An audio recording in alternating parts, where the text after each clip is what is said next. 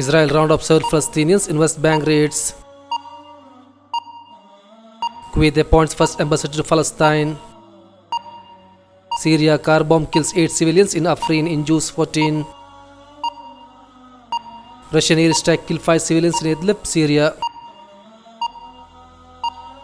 100 Iraqis killed since Friday amid protest.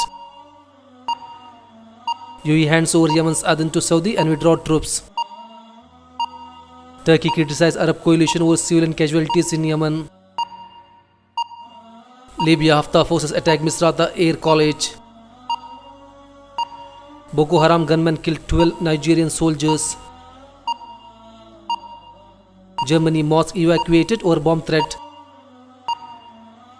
CIA-backed Afghan forces charged with war crimes. Train fire in northeast Pakistan kills 65.